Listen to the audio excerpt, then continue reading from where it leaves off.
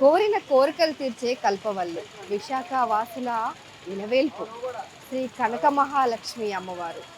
ఆ అమ్మవారు విశిష్టతలు ప్రత్యేకతలు చెప్పాలంటే ఒకటి రెండు కాదండి. అసలు ఏది పట్టుకున్న ఏది చూసిన ఆలయంలో అడుగు అడుగున ప్రత్యేకతలే ఉంటాయన్నమాట. సో బుర్జుపేటలో విశాఖ నగరంలోని బుర్జుపేటలో ఉన్న ఈ ఆలయ విశిష్టతలు విశేషాలు ఏంటో మరిన్ని మీకు చెప్పే ప్రయత్నం చేస్తాము. లోపలికి వెళ్ళి ఆ ఆలయం అంటే చూస్తేనే చాలా అంటే వింతగా అనిపిస్తుంది. ఫస్ట్ ఆఫ్ ఆల్ ఏ ఆలయంలోకి వెళ్ళినా సరే మనకి ఒక గుడి గోపురము, గర్భగుడి ఇలాంటి కట్టుబాట్లు ఎన్నో కనిపిస్తాయి. అందులోనూ అమ్మవారు శక్తిపీఠాలు. సో అంతటి అమ్మవార్లని అత్యంత జాగ్రత్తగా దాచిపెడతారు. కానీ ఈ కనక మహాలక్ష్మి అమ్మవారి ఆలయంలో అసలు గర్భగుడే ఉండదు. ఒక ఒక వేదిక పైన ఆవిడ కూర్చొని భక్తులందరూ ఆవిడని తాకే విధంగా ఉంటుంది. అన్నిటికంటే ప్రత్యేకత ఏంటంటే ఆవిడకి ఎడమ చెయ్యి కనిపించదు, అంటే ఉండదు. ఒక చెయ్యి ఆల్మోస్ట్ విరిగిపోయి ఉంటుంది. అన్ని విగ్రహాల్లో కూడా ఆలయంలో ఎక్కడ చూసినా కూడా ఆమె ఫొటోస్ ఇప్పటికీ మనకి కనిపించే ఏ ఫోటోలో కూడా ఆవిడకి ఎడమ చెయ్యి కనిపించదు. సో ఇంతటి విశిష్టత అసలు ఆ చెయ్యి ఎందుకు పోయింది, లేకపోతే ఆ గుడిలో ఆ గర్భగుడి ఎందుకు ఉండదు, పైన గోపురానికి కనీసం ఆ గర్భగుడికి కనీసం స్లాబ్ కూడా ఉండదు అనమాట. డైరెక్ట్ సన్ దానిపైన పడుతుంది. తాటాకులతో అలా కప్పించారంతే. సో ఇదంతా ఎందుకుంది, ఇదంతా లోపలికి వెళ్ళి మనం అర్చకుల్ని అడిగి తెలుసుకుందాం. ముందు మీకు ఆలయాన్ని చూపించేస్తాను పదండి. అయితే ఇక్కడ కొంతమంది స్థానికులని అమ్మవారు చెయ్యి ఎందుకు లేదు అని అడిగితే వాళ్ళు ఏం చెప్తున్నారు వాళ్ళ మాటలు. అమ్మ నమస్తే, మీ పేరు? లక్ష్మమ్మ, మహాలక్ష్మమ్మ. ఇక్కడ ఈ వైజాగ్ నగరంలో కానివ్వండి, ఈ బుర్జుపేటలో ముఖ్యంగా ఎవరిని తట్టినా సరే మహాలక్ష్మి, కనకరత్నం, కనక మహాలక్ష్మి అంటే అమ్మవారి పేరే అందరికి పెట్టేసుకుంటున్నారు అనమాట. సో అంత ఇలవేల్పుగా అంటే ఇంట్లో ఒక మనిషిలా చూస్తుంటారు, ఇంట్లో మనుషులకు కూడా అలాంటి పేర్లే పెడుతుంటారు. సో అంత ఓన్ చేసేస్తున్నారు అమ్మవారికి. సో అమ్మ ఎందుకు అమ్మవారికి చెయ్యి ఉండదు ఒకటి? 11 సంవత్సరాల పాపప్పుడు దొంగలు వచ్చేస్తే చెయ్యి నరికేసి నూతిలో తోసేసారు. అమ్మవారు మనిషిలా ఉండేది ఫస్ట్. పాప మనిషే మనిషిని చెయ్యి నరికేసి నూతిలో వేసేస్తే యజ్ఞం కింద తల్లి కేవలం అయిపోయింది. నూతిలో వేసేస్తే మరి ఆ ఎండకి ఎండడము వానకి ఎండము అన్నీ ఇంకా మేనని ఏమి వేయరు.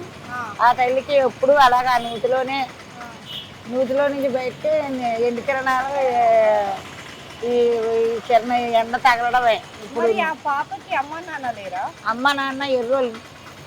వాళ్ళ అమ్మ నాన్నల సంగతి మనకు తెలియదు, కానీ ఇద్దరు ఎర్రోలే. అంటే మాటలు రావా? మాటలు రావు. అమ్మ నాన్నకి మాటలు అక్కడే ఉంటారు. కానీ చెయ్యందుకు నరికేశారు పాపది? దోసుకోవడానికి బంగారం అది ఉంటే దోసుకోవడానికి నరికేసారు. ఒంటిపైన బంగారం ఆ నూతులు దోసేసారు. నూతిలో దోసేస్తే విగ్రహం అయిపోయింది. ఆ తర్వాత ఎవరికి దొరికింది, ఎలా దొరికింది?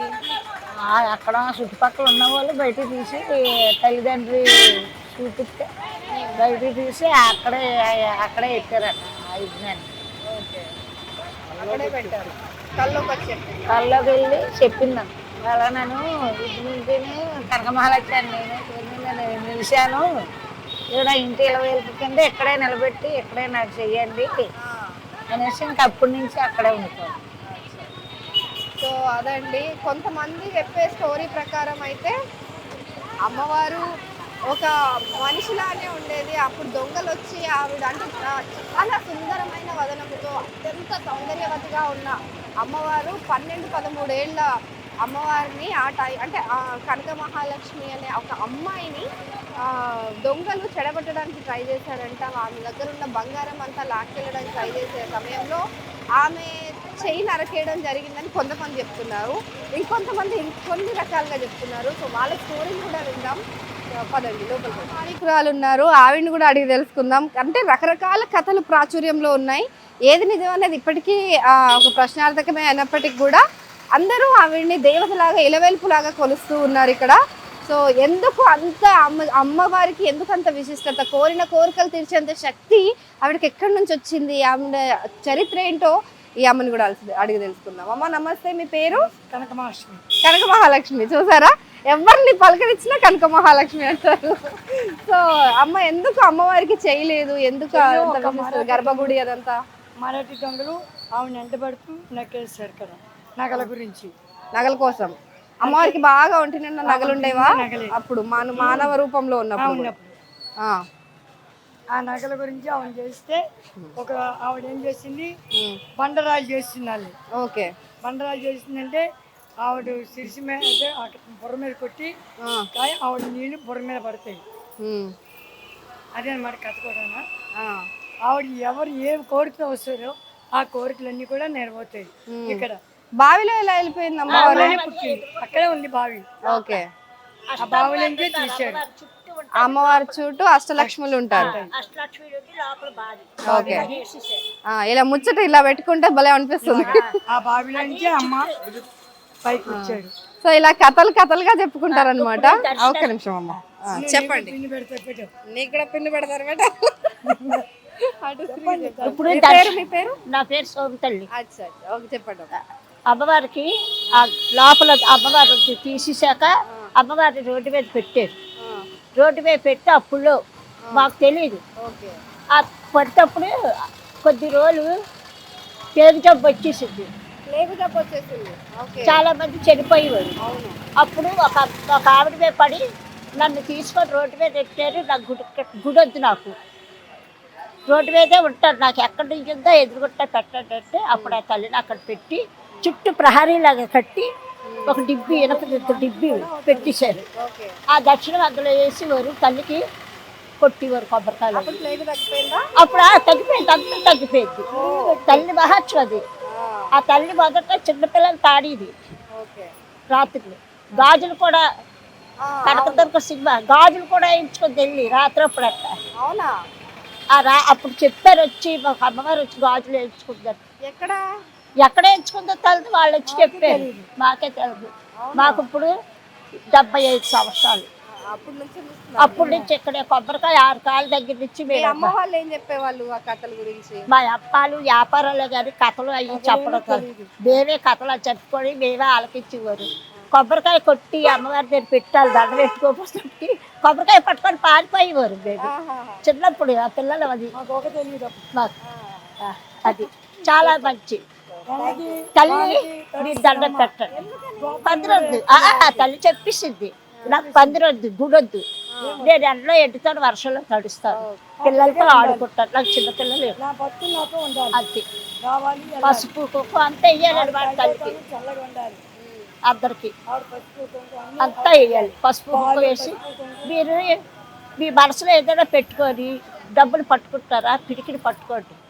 మీరు అనుకుంది ఆ డబ్బులు చెప్పుకొని దండ పెట్టుకొని పిడికిన కూడా ముండీలో చేయి పెట్టి వేసేయాలి. మీకు అది బాగా మళ్ళీ వస్తేప్పుడు బాబగారు మీరు చెప్పారు నాకు అయిందని చెప్తారు. అదిగో మా కొట్టు. సో అదన్నమాట కథ. అంటే కొందరు ఒక్కొక్కరు ఒక్కోలా చెప్తున్నారని చెప్పాను కదా. ఇది అసలైన కథ. అంటే 75 సంవత్సరాలు ఈ బామ్మకి, సో 45 సంవత్సరాలు ఈ అమ్మకి. సో వీళ్ళందరూ కూడా ఏం చెప్తున్నారంటే అప్పట్లో ప్లేగు వ్యాధి వచ్చింది. అంటే అమ్మవారిని బావిలో నుంచి తీసిన తర్వాత రోడ్డు పైన పెట్టారంట. ఆ రోడ్డు పైన పెట్టిన తర్వాత ఆ రోడ్డు కన్స్ట్రక్షన్స్ టైంలో ఆ అమ్మవారిని తీసి స్థానభ్రంశం చేసి అంటే వేరే ప్లేస్లో పెట్టడం జరిగింది. ఆ ప్లేస్లో పెట్టడం వల్ల నన్ను ఎందుకు వేరే ప్లేస్లో పెట్టారని చెప్పి అమ్మవారు ఆగ్రహించడంతో ప్లేగు వ్యాధి వచ్చిందని ఇక్కడ వారు నమ్ముతారు. సో అప్పుడు ఆ ప్లేగు వ్యాధి అమ్మవారిని మళ్ళీ తిరిగి పునర్ప్రారంభించిన, అంటే మళ్ళీ ఆమె ఎక్కడైతే దొరికిందో అక్కడ లభ్యమైందో అక్కడే పెట్టేసిన తర్వాత మళ్ళీ ఆ ప్లేగు వ్యాధి అనేది తగ్గిపోయిందంట. సో అది ఇక్కడ వీళ్ళ స్టోరీ అనమాట. అండ్ ఎన్నిసార్లు ఆ ప్రాకారాలు కడదామని ట్రై చేసినప్పటికీ కూడా అవి కుదరలేదు కట్టడానికి. తలుపులు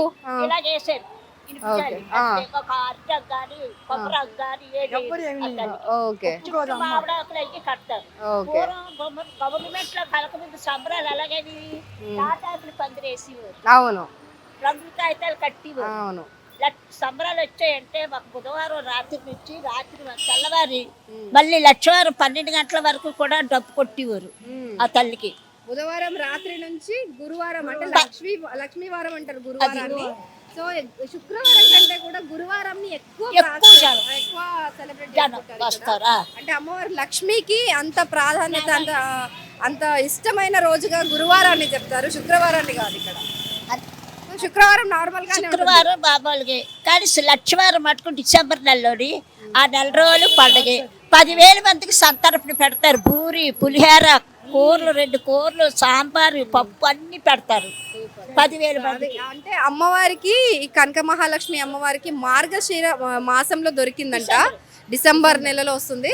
సో ఆ మార్గశిర మాసంలో గురువారం అంటే లక్ష్మీ వారం రోజు అంటే బుధవారం రాత్రి నుంచే ప్రారంభం అయిపోతాయి వేడుకలు. అత్యంత వైభవంగా చేస్తారనేసి ఇక్కడ చెప్తున్నారు. నుంచి అమ్మవారికి రాత్రి 12 గంటల రాత్రి బుధవారం రాత్రిగా వచ్చేస్తారు, జనం లైన్ కడతారు. అమ్మవారి పూజ ఎప్పుడు చేస్తారు? రాత్రి 12 అయిపోయిన తర్వాత అమ్మవారి దేవస్థానం తాలూకా పూజ చేస్తారు. చేసాక అప్పుడు జనాన్ని కుదురుతారు. సో అది అంత ఘనమైన చరిత్ర, అంత ఘనంగా వేడుకగా చేస్తారు ప్రతి ఒక్క సెలబ్రేషన్స్ కూడా. సో అప్పుడు 10,000 మంది వరకు వాళ్ళకి అన్న సంతర్పణ చేస్తారంట. సో ఇది స్టోరీస్ ఇక్కడ నడుస్తూ ఉన్నాయి. ఇంకా చాలా చాలా స్టోరీస్ రన్ అవుతుంటాయి, ఇంకా చెప్తూనే ఉంటాయి. సో ఇక్కడ అమ్మవారికి ఆలయంలో దర్శించుకోవడానికి వెళ్ళేటప్పుడు మనము ఇక్కడ అన్ని అంటే కొబ్బరికాయ, ఒక అరటిపండు, పాలు, నెయ్యి, అంటే అమ్మవారికి అభిషేక ప్రియురాలన్నమాట. సో అందుకని అభిషేకం చేయడానికి అమ్మవారికి పాలు, నెయ్యి కూడా తీసుకెళ్తారు. అండ్ కుంకుమ, పసుపు, పూలు, చీర అండ్ గాజులు. ఎస్పెషల్లీ ఇక్కడ చిన్న చిన్న గాజులు. ఈ చిన్న గాజులు ఎందుకమ్మా చిట్టి గాజులు అంటారంట. ఇవి ఎందుకు ఉన్నాయి అంటే పెద్ద ఇవి రేట్ తక్కువ ఉంటాయనా, లేకపోతే ముత్తైదుకి ఏవేమి కావాలో అవన్నీ కూడా మనకి ఇక్కడ దొరుకుతాయి. అవన్నీ తీసుకొని అమ్మవారికి సమర్పిస్తుంటారు భక్తులందరూ కూడా. సో ఇక్కడ మెయిన్గా ఈ గాజులు అంటే చిట్టి గాజులు ఎక్కువ ప్రాచుర్యంలో ఉంటాయి అనమాట. ఈ చిట్టి గాజులు ఇవి నార్మల్ పెద్ద గాజులే. సో ఇవి డజన్ల లాగా తీసుకొని ఇస్తారు. సో ఇవెందుకమ్మా చిట్టి గాజులు ఇస్తారు? ఇందులోనే 108 గాజులు ఉంటాయమ్మా. ఈ 108 కూడా అమ్మవారికి ఇప్పుడు లక్ష్మీ అష్టోత్తరం అలా చేస్తాం. అవును, అలాగే ఇది పెడితే ఆ ఫలితం వస్తుంది అని పెడతాం. ఓకే. సో అందుకని 108 గాజులు, ఆ పెద్ద గాజులు పెట్టే వాళ్ళు ఇవి పెడితే అమ్మవారు తృప్తి చెందుతారని. కొంతమంది తీసుకెళ్లి మళ్ళీ అమ్మవారి దగ్గర నుంచి మనం ఇంట్లో పెట్టుకొని లక్ష్మీదేవి దగ్గర ఒక్కొక్క గాజు చేసి కూడా అష్టోత్తరం చదువుకోవచ్చు. ఓ అది మాట. సో ఈ చిట్టి గాజులు ఎవరు తయారు చేస్తారు? ఎక్కడి నుంచి వస్తాయి మీకు? రాజస్థాన్ నుంచి వస్తాయి, పూర్ణ మార్కెట్ లో అమ్ముతారు. Okay okay. నేను కొని ఇక్కడ అమ్ముతాను. సో ఇది అమ్మవారికి చాలా విశేషంగా ఎరుపు, పచ్చవి, ఆకుపచ్చ, పసుపు, రెడ్. సో ఆవిడకి ఇష్టమైన ప్రీతిప్రాయమైన ఈ రంగుల్లో మంచి నిండు ముత్తైదుకి 108 గాజులు సమర్పించినట్టుగా అంత పుణ్యం ఫలిస్తుంది అనేసి, ఆ లక్ష్మి అష్టోత్తరాలు చదువుకున్నంత ఫలితం వస్తుందని చెప్పి ఇక్కడ చెప్తున్నారు. సో ఇవన్నీ కూడా తీసుకెళ్లి అమ్మవారికి సమర్పిస్తారనమాట. సో ఆవిడ్ని దగ్గరుండి భక్తులే చేత్తో ముట్టుకొని స్వయంగా అభిషేకం కూడా చేయొచ్చు. సో అంత విశిష్టత. ఎక్కడ ఏ ఆలయంలో కూడా అమ్మవారిని తాకే అదృష్టం కూడా దొరకదు. కానీ ఇక్కడ అమ్మవారిని ఎంతసేపు కావాలంటే అంతసేపు నిల్చొని దర్శనం చేసుకోవచ్చు. మంచిగా తాకి, చేతులతో తాకి ఆవిడకి అభిషేకం కూడా చేయొచ్చు. అత్యంత సౌందర్యవతమైన ఆయన అమ్మవారిని అలా దగ్గర నుంచి చూడడమే మహాభాగ్యం. అంటే పాలు నీళ్ళతో అభిషేకం చేస్తే అమ్మవారికి చాలా ఇష్టం అంట. Thank you. సో ఇప్పుడు మనం అటు నుంచి వచ్చాము. రాగానే ఇక్కడ కనక మహాలక్ష్మి అమ్మవారి దేవస్థానం విశాఖపట్నం అనే ఒక నేమ్ బోర్డు ఉంటుంది. అండ్ ఇది ఎంట్రన్స్ లా ఉంటుంది. ఇదే ఎంట్రన్స్ అనుకుంటారు చాలా మంది. కాకపోతే ఇది టికెట్ దర్శనానికి అంటే స్పెషల్ దర్శనాలు, ఎక్కువసేపు పూజలు చేసుకోవాలనుకునేవారు ఇక్కడ టికెట్ తీసుకొని, అంటే చాలా మినిమల్ ఛార్జెస్ ఉంటాయి, అవన్నీ తీసుకొని లోపలికి వెళ్ళి దర్శనం చేసుకోవచ్చు. కానీ దీనికంటే కూడా ధర్మ దర్శనం వే చాలా బాగుంటుంది. సో ఏం లేదు, నార్మల్గా ఇట్లా డైరెక్ట్గా వెళ్ళిపోవచ్చు. కానీ ధర్మదర్శనం వే చూపిస్తాను మీకు, అక్కడ నుంచి వెళ్దాం పదండి. ఇప్పుడు ధర్మదర్శనం లోపల నుంచి వెళ్తున్నాం అనమాట. అంటే ఆలయం పక్కనే ఒక ప్రహరీ గోడ ఉంటుంది. ఈ గోడ పట్టుకొని వెళ్తూ ఉంటే చిన్న ద్వారం ఉంటుంది. సో అక్కడి నుంచి లోపలికి వెళ్తే అద్భుతమైన వ్యూ ఉంటుంది అనమాట. రండి చూడండి, అమ్మవారి విగ్రహం కనిపిస్తూ ఉంది. సో ఈ విగ్రహం కంటే బయట కనిపించే ప్రాకారం పైన ఎక్కడ చూసినా కూడా అమ్మవారికి ఎడమ చేయి కనిపించదు మనకి. సో ఇది ఆ విగ్రహం. లోపల కూడా ఆల్మోస్ట్ ఇలానే ఉంటుంది, కాకపోతే విగ్రహం కొంచెం సైజ్ డిఫరెన్స్ ఉంటుంది. అండ్ వెండితో, బంగారంతో అలంకరించి ఉంచుతారు. సో ఒకసారి లోపలికి వెళ్దాం. సో ఇదే ద్వారం, చిన్న డోర్ లాగా ఉంటుంది, పెద్ద ఆ ద్వారాలు ఏమి ఉండవు. మామూలుగా పెద్ద పెద్ద గుళ్ళలో మనకు కనిపిస్తుంటాయి కదా, చిన్న గుడి అయినా సరే పెద్ద పెద్ద తలుపులు అలాంటివి ఉంటాయి. కానీ ఈ అమ్మవారికి అలాంటివి ఏమి ఉండవు. చాలా చాలా సింప్లిసిటీతో కూడుకున్న అమ్మవారు అనమాట. ఆవిడ ఏమీ ఆశించదు. భక్తులకు అత్యంత, అంటే వాళ్ళ ఇంట్లో ఒక మనిషిలాగే కలిసిపోయి ఉండే అమ్మవారు కనక మహాలక్ష్మి అమ్మవారు. సో ఆవిడ దగ్గరికి వెళ్ళి చూద్దాం మనం అసలు లోపల ఎలా ఉంది. నిజంగా అందరూ అంటున్నట్టుగానే అంత సింపుల్గా ఉంటుంది ఆలయం. అంటే ఈవో దేవాదాయ శాఖ తీసుకున్నప్పటికి కూడా ఇలా ఎలాంటి కండిషన్స్ లేకుండా ఉన్న ఒకే ఒక ఆలయం ఇది కనక మహాలక్ష్మి అమ్మవారి ఆలయం. సో లోపలికి వెళ్తాయి. సో చాలా చాలా అత్యంత శక్తివంతమైన అమ్మవారు, చాలా పవర్ఫుల్. ఏది అడిగినా ఏది కోరినా కాదు అనకుండా క్షణాల్లో ఇలా ప్రశ్న అడగగానే సమాధానం ఇచ్చేసినట్టుగా ఉంటుందంట. సో అంత అద్భుతమైన అమ్మవారి దర్శనం చేసుకోవడానికి వెళ్తున్నాం మనం ఇప్పుడు.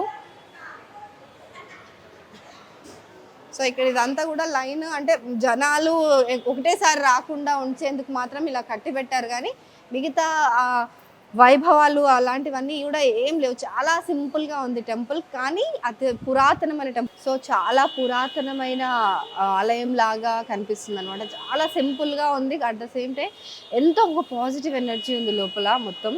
అండ్ ఇక్కడ మనకి లెఫ్ట్ సైడ్ అంటే లోపలికి ఎంటర్ అవ్వగానే మనకి ఇక్కడ కనిపిస్తుంది తులాభారం. అమ్మవారికి ఎవరైనా కానుకలు సమర్పించాలనుకునేవారు, అంటే కోరిన కోరికలు వెంటనే తీరిపోతాయి కాబట్టి ఇక్కడ చాలా చకచకా వచ్చి మొక్కులు చెల్లించుకుంటూ ఉంటారు. అంటే బెల్లం కానివ్వండి, వాళ్ళ ఎత్తు బంగారం అలా ఇస్తాము అని చెప్పి కొంతమంది కోరుకుంటారు. సో ఇలా తులాభారం ఏర్పాటు చేశారనమాట. సో అదొకటి. అండ్ ఇటు సైడ్ మనకి రైట్ సైడ్ చూస్తే అమ్మవారి విగ్రహం మూర్తి కనిపిస్తుంది. సో చక్కగా కుడి చేతిలో ఒక తామర మొగ్గ పట్టుకొని, ఎడమ చేయి లేదు అమ్మవారికి. సో ఆ ఎడమ చేయి లేకపోయినా కూడా అత్యంత శక్తివంతమైన అమ్మవారుగా ఈవిడ్ని కొలుస్తారు ఇక్కడ. సో అంత కళకళలాడుతూ ఉంటుంది అమ్మవారు. చూసారుగా అసలు కనక మహాలక్ష్మి అంటే నిజంగా కనక మహాలక్ష్మి. నిండుగా 2 ముక్కెరలు అమ్మవారికి ఉంటాయి. అండ్ బొట్టు, ఇంత పెద్ద బొట్టు, నగలు అవన్నీ కూడా అత్యంత సౌందర్యవతిగా ఉంటుంది. సో అలాంటి అమ్మవారికి దర్శనం చేసుకోవాలంటే నిజంగా చాలా చాలా భాగ్యం ఉండాల్సిందే.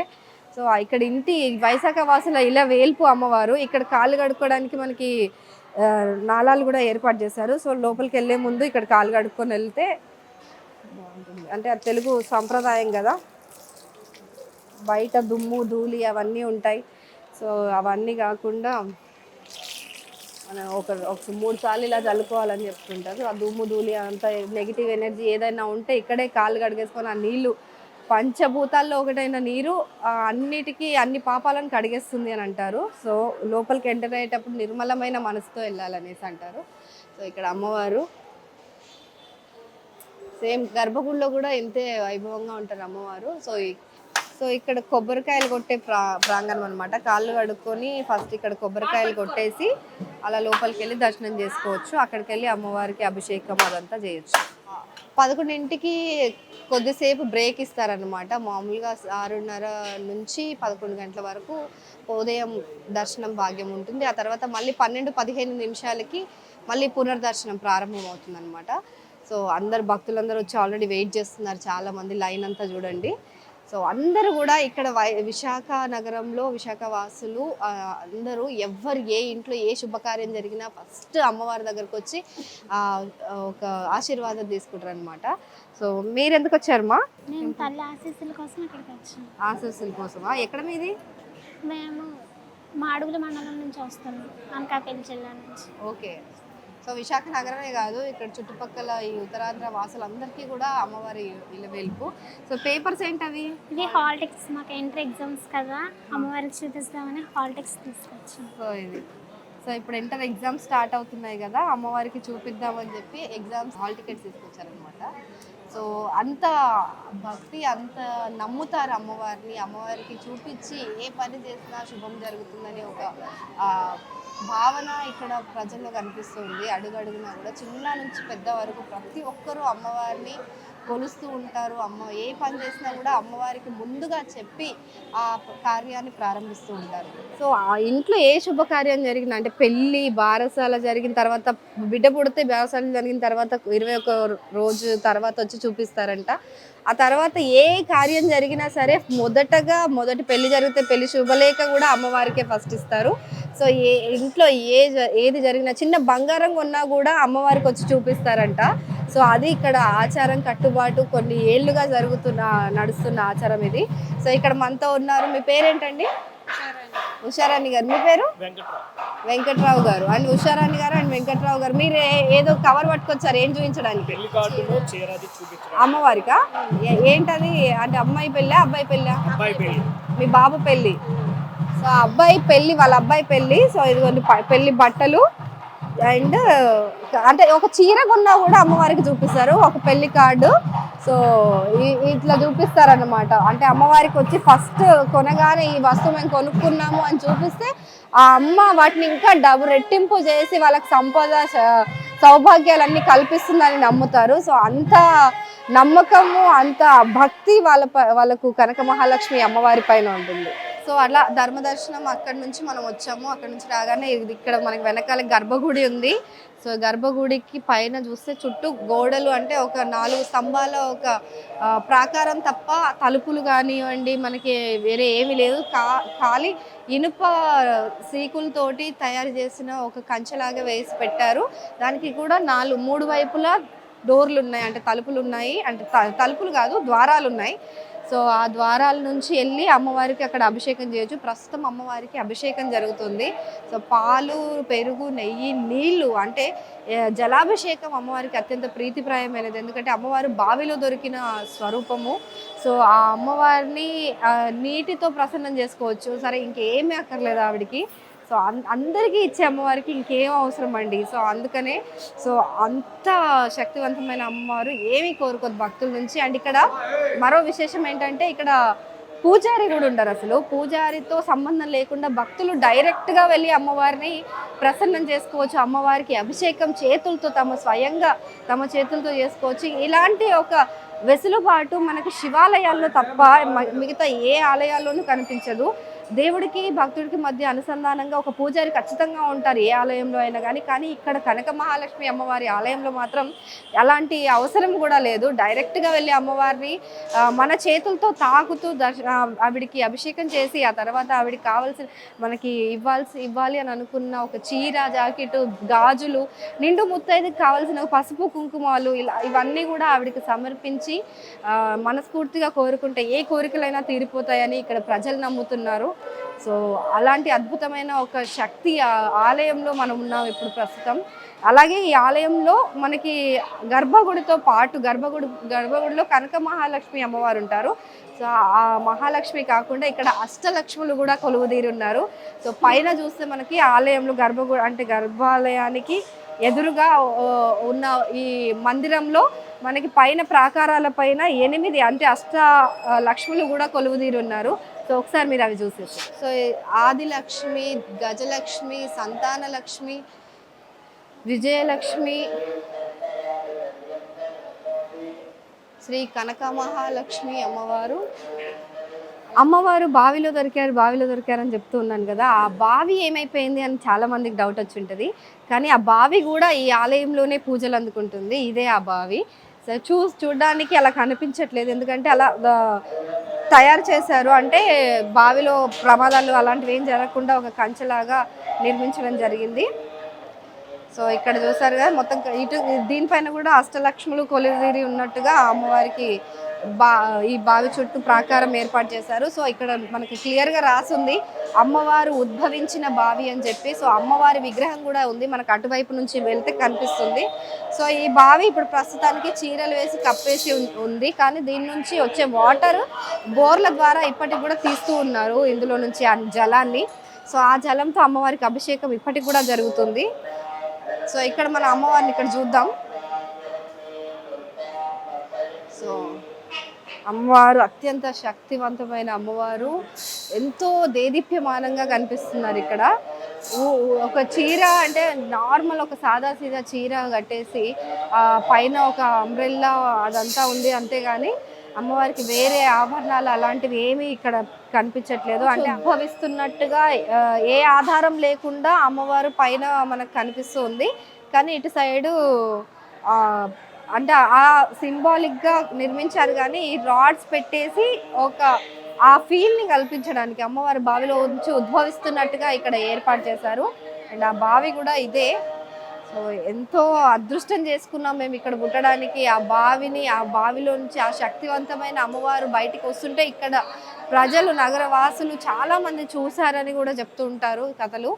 సో రకరకాల కథలు ప్రాచుర్యంలో ఉన్నప్పటికీ కూడా బ్రిటిష్ వారు ఆ ఆలయాలు ధ్వంసం చేస్తున్నప్పుడు, అంటే ఆ దండయాత్ర భారతదేశం పైన దండయాత్ర కొనసాగినప్పుడు బ్రిటిష్ వారు కొన్ని ఆలయాలను ధ్వంసం చేశారు. అందులో భాగంగా ఇక్కడ ఉన్న ఈ కనక మహాలక్ష్మి అమ్మవారి ఆలయాన్ని కూడా ధ్వంసం చేసే ప్రయత్నంలో ఆవిడ ఒక చెయ్యి పోయింది అనేసి, అంటే విరిగిపోయింది అని చెప్పి కొంతమంది చెప్తున్న కథ అయితే, మరి కొంతమంది ఉద్భవించడమే అమ్మవారు అలా ఉద్భవించారు, అంటే చెయ్యి నరిగేసుకున్న తర్వాతే అమ్మవారు అంటే ఎవరో చెడబట్టడానికి వచ్చినప్పుడు ఆవిడ వాళ్ళని ముట్టుకొనివ్వకుండా చేసి ఆ చేతిని నరుకుంటాను కానీ నేను ఎవరికి దొరకను అని చెప్పి ఒక శపథం తీసుకొని అమ్మవారు మరణించి, అంటే ప్రాణాలు విడుస్తారంటే ఆ తర్వాత ఆవిడ భగవత్ స్వరూపినిగా ఇలా బావిలో పడిపోయి ఆ బావిలో నుంచి ఒక విగ్రహంలా రూపంలో బయటికి వచ్చిందని మరో కథ ప్రచారం కదా. ఇదే గర్భగుడి అమ్మవారిది. అంటే గర్భగుడి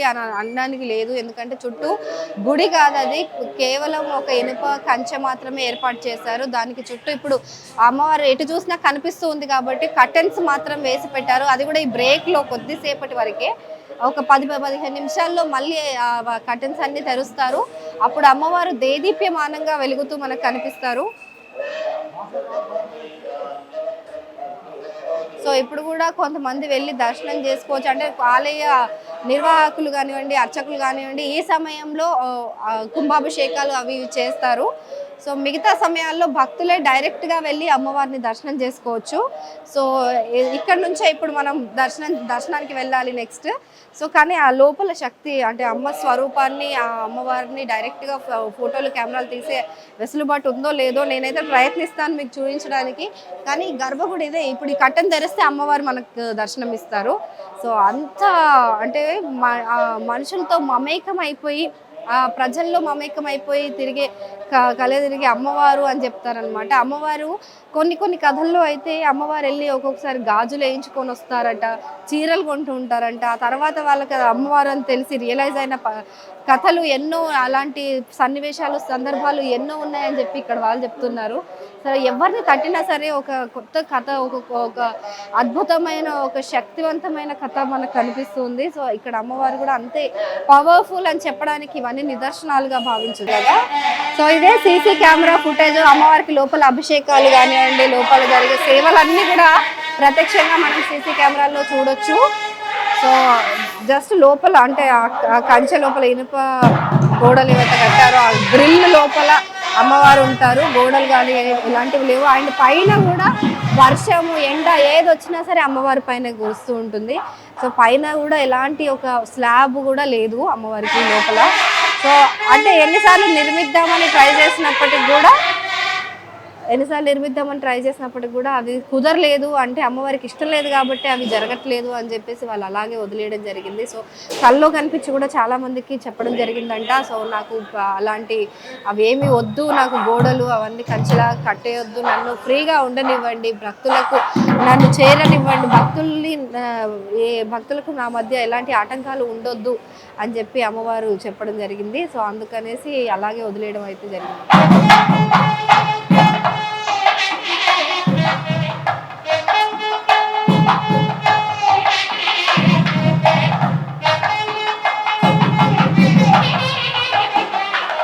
కామరూపిణి అని అంటారు కదా, అమ్మవారిని కామధేనువులాగా ఇది ఒక పీఠాన్ని తయారు చేయించారు. దీనిపైన అమ్మవారి విగ్రహాలను పెట్టి పూజించడం, లేకపోతే అభిషేకాలు చేయడం, కుంకుమ వేసి ఉంచడం. సో ఇక్కడికి వచ్చే భక్తులందరూ కూడా ఇక్కడ కుంకుమ పెట్టుకొని లోపలికి దర్శనానికి వెళ్తూ ఉంటారు. మీ పేరు? నా పేరు ముష్టి వెంకటేశ్వర గణపాటి అండి. స్వామి వేద పండితులుగా పనిచేస్తున్నాం. ఓకే. సో కనక మహాలక్ష్మి అమ్మవారికి ఈ ప్రపంచంలో ఎక్కడా లేదనుకుంటా ఒక అమ్మవారిని ఇంత దగ్గరగా వెళ్ళి భక్తులు స్మరించి ఆవిడికి అభిషేకం చేసుకునే అంత అదృష్టం. సో ఎందుకు ఇంత, అంటే అంత నిరాడంబరంగా ఉంటారు అమ్మవారు? అండ్ ఆ హస్తానికి ఏమైంది, ఆ చరిత్ర అని చెప్పండి మాకు. అంటే సుమారుగా 150 సంవత్సరములుగా పూర్వమందు ఈ విశాఖ నగరము, ఇప్పుడు విశాఖ నగరము అప్పుడు చిన్న గ్రామంగా ఉండేదని, అప్పుడు ఉన్న కాలంలో ఇక్కడ ఉన్నటువంటి పెద్ద మనుషులకి రాత్రి, ఈ పెద్దవాళ్ళకి రాత్రి కల్లో కనిపించి ఈ బావిలో నేనున్నాను, కనక మహాలక్ష్మి అమ్మవారు తీయండి, నేను అమ్మవారిగా ఇక్కడ వెలిసి ఉన్నాను అని ఆవిడ కల్లో కనిపించి చెప్పినట్టుగాను, ఉదయాన్నే వాళ్ళందరూ కూడా వచ్చి ఈ బావిలోంచి అమ్మవారి విగ్రహాన్ని తీసేటప్పటికీ అమ్మవారి విగ్రహం ఇప్పుడు ఎడం చెయ్య సగభాగం దాకానే ఉంటుంది, ఈ మోచేతి దగ్గర నుంచి ఉండదు. ఇది మనం ప్రతిష్ఠ చెయ్యాలా మానాలా అంటే ఆగమ శాస్త్రం ప్రకారంగా మొత్తం సర్వాంగంగా ఉంటే కానీ ఏమీ భిన్నం, చేతులు కానీ పాదములు కానీ ఏమైనా భిన్నమైతే ఆగమ శాస్త్రం ప్రకారంగా అది ప్రతిష్టకి పనికిరాదు. కనుక ఏం చేయాలా ఏమిటని పెద్దవాళ్ళని బ్రాహ్మణులు ఆ కాలంలో అడిగితే వాళ్ళు సంశయంగా చూద్దామండి, ఒక్క నిమిషం, ఒక రోజు 2 రోజులు వెయిట్ చేయండి అని చెప్పేసి అట్టే పెట్టారు, ఆలోచించారు. ఆ రాత్రి మరి కల్లో కనిపించి అమ్మవారు కనిపించి, నేను ఇలాగే అమ్మవారిగా సగభాగమే ఉంటుంది, ఇక్కడ భాగం నాభిదాకానే ఉంటుంది విగ్రహం కూడాను, కనుక ఈ విగ్రహం ఎప్పుడు ఎలా దొరికిందో ఎలా ఉన్నానో అలాగే ప్రతిష్ఠ చేయండి, గుడి గోపురములు నాకేం అక్కర్లేదు, చక్కగా అందరూ కూడా సర్వజనులు అన్ని మతస్థులు అందరూ కూడా వచ్చి ముట్టుకుని అందరూ ఆబాల గోపాలు అంటే చిన్నపిల్లల దగ్గర నుంచి పెద్దవాళ్ళందరూ వృద్ధుల దాకా కూడా వచ్చి దండం పెట్టుకుంటూ ఉంటారు. అప్పటి నుంచి కూడా ఆవిడ ఆజ్ఞ మేరకు ఆదేశాల మేరకు ఆవిడ అలా పెద్దవాళ్ళకి కల్లో కనిపించి చెప్పిందని, ఆ ప్రకారంగానే ప్రతిష్ఠ చేశారని, అది ఇంచుమించు 130-150 సంవత్సరములకు పూర్వం జరిగింది ఇది అని చెప్తారు ఇక్కడ కథ. అదే అమ్మవారు ఉద్భవించినటువంటి బావిది, ఈ బావిలోనే అమ్మవారు మనకి లభ్యమైనటువంటి విషయము. ఈ ఉదకం అంటే మీరే మనకి అభిషేకానికి ప్రసాదాలకి కూడా అన్ని కూడా చక్కగా అది వాడుతున్నారు. ఇప్పుడు ఇలా బావిలా లేదు కానీ దీన్ని మోటార్ వేసారా? లోపల మోటార్ అది చక్కగా అమ్మవారికి. ఇంకొక విశేషం ఏమిటంటే నవదంపతులు పెళ్ళైనటువంటి వాళ్ళు కానీ మరి గృహప్రవేశం కానీ ఏ శుభకార్యం జరిగినా కూడా శుభరేఖలు పట్టుకుని వచ్చి అమ్మవారి దగ్గర పెట్టుకుంటూ ఉన్నాం. పిల్లలు పుట్టిన బంగారం కొన్నా మరి వెండి కొన్నా ఏ వస్తువు కొన్నా కూడా అమ్మవారికి చూపించి అమ్మవారి ఒళ్ళో పెట్టి కొత్త వస్త్రములు నూతన వస్త్రములు ఏదైనా సరే అమ్మవారికి చూపించి అమ్మవారికి ఇచ్చేటువంటి కానుకలు అమ్మవారికి సమర్పణ చేసుకుని తర్వాత వాళ్ళు ఆ వస్తువుల్ని వాళ్ళు ప్రసాదంగా స్వీకరిస్తూ చక్కగా వారి వారి కోరికలను అమ్మవారి దగ్గర మొక్కుకుంటూ ఉండడం, అమ్మవారి అనుగ్రహం సంపూర్ణంగా వాళ్ళు పొందుతూ మేము ఇలా పొందేవండి అని వాళ్ళు వచ్చి చెప్తూ ఉంటారు. అంచేత ఆ ప్రకారంగా అమ్మవారి యొక్క అనుగ్రహంతో చక్కగా దినదినాభివృద్ధి అవుతూ ఎండోమెంట్స్ డిపార్ట్మెంట్ దేవాదాయ ధర్మాదాయ శాఖ పరిధిలో ఉంది అమ్మవారి కనక మహాలక్ష్మి అమ్మవారి దేవస్థానం. డిప్యూటీ కమిషనర్ గారు ఇక్కడ ఈవో గారు. అంచేత 4 వేదములు పారాయణ మరి త్రికాల అర్చన ఈ కార్యక్రమాలన్నీ కూడా వైదిక కార్యక్రమాలన్నీ జరుగుతూ ఉంటాయి. ఇది విశేషం అండి. ఇక్కడ అసలు ఎప్పుడైనా ఆలయం పైన ప్రాకారాలు కాకుండా గోపురం కట్టడానికి ఏమైనా ప్రయత్నించారా ఎప్పుడైనా? 1-2 సార్లు తర్వాత కాలంలో ప్రయత్నం చేశారని, ప్రయత్నం చేస్తే కూడా అది సగం దాకా వెళ్ళేటప్పటికి ఏదో ఒక ప్రమాదం రావడం, వాళ్ళు ఇబ్బందులు పాలవుతూ ఉండడం, గుడి కట్టడానికి కూడా ప్రయత్నం చేస్తే 91-92 ప్రాంతాల్లో కూడా మేము వచ్చిన తర్వాత కూడా ఈ ప్రయత్నం చేస్తే కూడా వాళ్ళు చాలా లేనిపోయినటువంటి ఇబ్బందులు పడ్డం, అది అమ్మవారి యొక్క శాసనంగా భావించి ఇంకా ఆ ఆలోచన విరమించుకున్నారు. అంచేత గుడి గోపురం అనేటువంటిది ఇప్పుడు మీరు గమనించే ఉంటారు, పైనుంచి సూర్యచంద్రులు అలా పడుతూ ఉంటారు, వర్షం వస్తే వర్షం పడుతుంది. అంచేత అమ్మవారు అందరూ కూడా అబాల గోపములము సర్వమతస్థులు సర్వజనులు అందరూ వచ్చి అమ్మవారిని ముట్టుకుని పాలు, కొబ్బరికాయలు, పసుపు కుంకుమ నీళ్లు, పసుపు నీళ్లు ఇవన్నీ కూడా వేసుకుని అభిషేకం చేసుకుంటూ కుంకుమార్చన కార్యక్రమాలు చేసుకుంటూ జనదినాభివృద్ధిగా వారి వారి కోరికలు పొందుతూ ఉంటారు. థ్యాంక్ యూ సో మచ్ అండి కదా. పైన అమ్మవారికి గర్భగుడిలో మనకి స్లాబ్ అనేదే లేదు. సూర్యరశ్మి, చంద్రరశ్మి, సూర్యచంద్రులు అలా కురుస్తూ ఉంటారు. వర్షం పడ్డా కూడా అమ్మవారి పైనే అలా కురుస్తూ ఉంటుంది.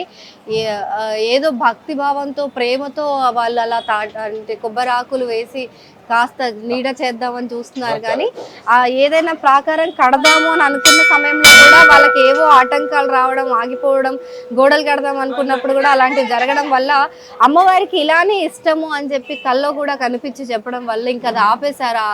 ఆ నిర్ణయాన్ని వెనక్కి తీసేసుకొని అమ్మవారిని ఆవిడకి నచ్చిన విధంగానే సూర్యరశ్మి, చంద్రరశ్మి పడే విధంగా, వర్షం ఆవిడ పైన కురిసే విధంగా నిత్యం అంటే ఎలా అయితే శక్తి స్వరూపినిగా ఆవిడ దొరికారో అలాగే ఉండాలనేసి ఆవిడ భావించారు. సో అదే విధంగా ఆవిడని ఇక్కడ కొలుస్తూ ఉంటారు. సో అలాగే ఇక్కడ మనకి ప్రాకారాలు కూడా చూడండి, గోడ లేదు, ఏమీ లేదు అమ్మవారి చుట్టూ. సో అమ్మవారి ఇక్కడ విగ్రహం మనకు కనిపిస్తూ ఉంది. సో వెనకాల ఒక సింహాసనం లాగా ఏర్పాటు చేసి కింద మనకు అమ్మవారు చిన్న దాదాపు ఒక 2 అడుగుల విగ్రహం మాత్రమే ఉంటుంది. సో ఆ విగ్రహానికి కూడా వెండి పూత వేసేసి వెండి పూతతో కవర్ చేయడం జరిగింది. సో వెనకాల కూడా గోడలు ఏవి లేవు, ఇనుప గ్రిల్స్ మాత్రమే మనకు కనిపిస్తూ ఉన్నాయి. సో అమ్మవారికి ఇక్కడ చూడండి, అందరు భక్తులు స్వయంగా తమ చేతులతో తామే అభిషేకాలు చేసి పూజలు చేస్తారు. అమ్మవారికి వాళ్ళే పెరుగు, పాలు తీసుకొచ్చి అభిషేకం చేసి అమ్మవారిని తాకి అంత చక్కగా మన ఇంట్లో ఆడపడుచు లాగా వాళ్ళు చూసుకుంటున్న పరిస్థితి. సో వాళ్ళు తెచ్చిన కానుకలు అవన్నీ కూడా అమ్మవారికి వాళ్ళు సమర్పించి చూపించి మళ్ళీ వాళ్ళు ప్రసాదంగా భావించి వాటిని ఇంటికి తీసుకెళ్తారు. ఒక చిన్న చీర కొన్నా, ఒక బంగారం కొన్నా, ఏం కొన్నా కూడా అమ్మవారికి వచ్చి ఇక్కడ చూపించడం ఆనవాయితీగా వస్తుంది. సో మనకు అమ్మవారి చుట్టూ 3 ద్వారాలు ఉంటాయని చెప్పాను కదా. సో అవే ఇవి. ఈ ద్వారాలు అంటే ఇనుప కడ్డీలు, మనకి ఎటువైపు నుంచి చూసినా కూడా అమ్మవారు కనిపిస్తూనే ఉంటారు. ఆవిడెక్కడ ఏ గర్భగుడి ఆవిడికి లేదు. సో ఇలాంటి వెసులుబాటు నిజంగా ఏ ఆలయంలోనూ మనం చూడడం. ఇంత ప్రత్యేకమైన ఆలయం వైజాగ్ నగరంలో బుర్జుపేటలో ఉంది. సో ఇక్కడ చూడండి, అమ్మవారికి సాక్షాత్తు అమ్మవారిని అలా టచ్ చేస్తూ భక్తులందరూ కూడా అభిషేకాలు. అమ్మవారి ఆలయం విశిష్టతలు చూసాము, విన్నాము కదా. అమ్మవారి ఆలయంలో ఇక్కడ కదంబ వృక్షం కనిపిస్తూ ఉంది. సో ఆలయం నిర్మించేటప్పుడు కూడా దాన్ని ప్రాకారాల వెనకాల రీమోడలింగ్ చేసేటప్పుడు కూడా దాన్ని తీసేయకుండా దాన్ని ఎందుకు అంత భద్రంగా దాచిపెట్టారో అడిగి తెలుసుకుందాం. నమస్తే అండి, మీ పేరు? గణేష్ శర్మ గారు. ఎందుకు ఈ కదంబ వృక్షం అమ్మవారి ఆలయంలో ఉంది? దీని విశిష్టత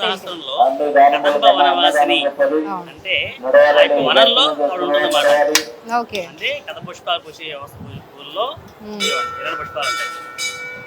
ఇవి కదంబ పూల.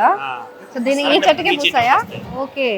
ఈ పూలు పూసి చెట్టు కదంబ వనవాసిని అంటే ఒక వనంలో ఆవిడ నివసిస్తుంది అన్నమాట.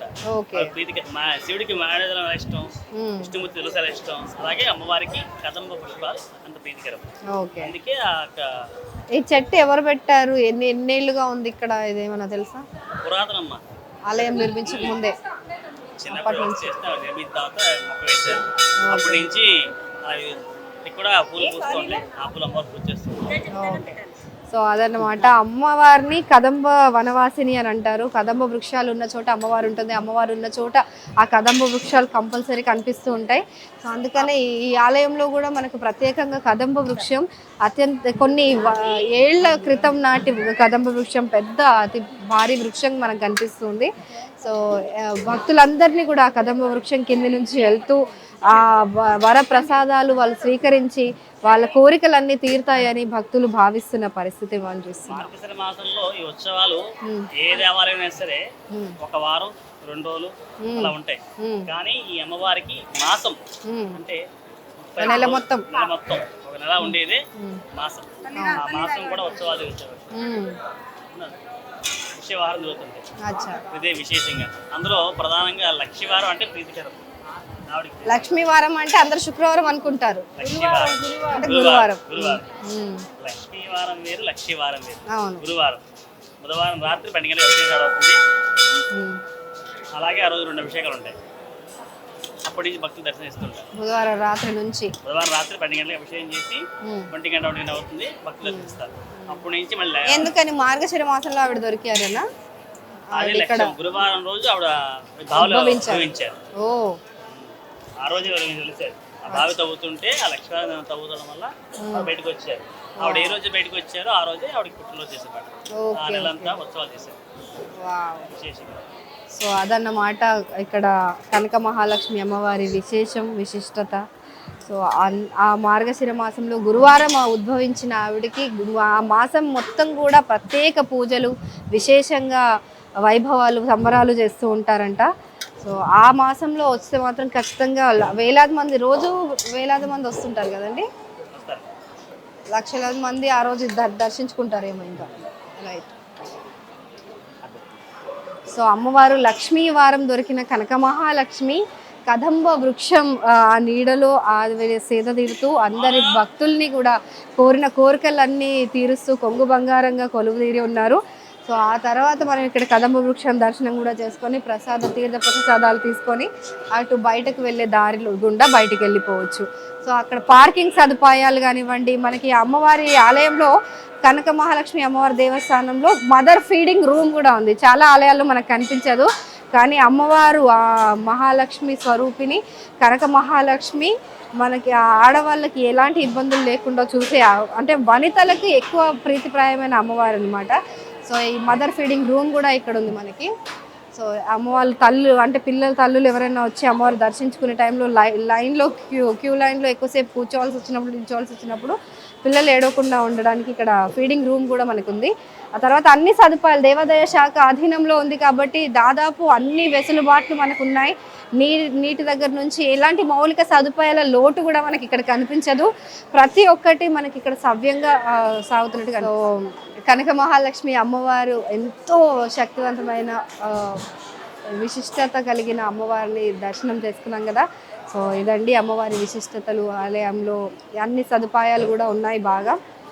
సో అంతే, ఇంకా హాయిగా మనశ్శాంతిగా పాజిటివ్ ఎనర్జీతో మన ఇంటికి వెళ్ళి మన పనులు చేసుకుంటే అన్ని పనులు శుభంగా జరుగుతాయి అనేసి నమ్మకం.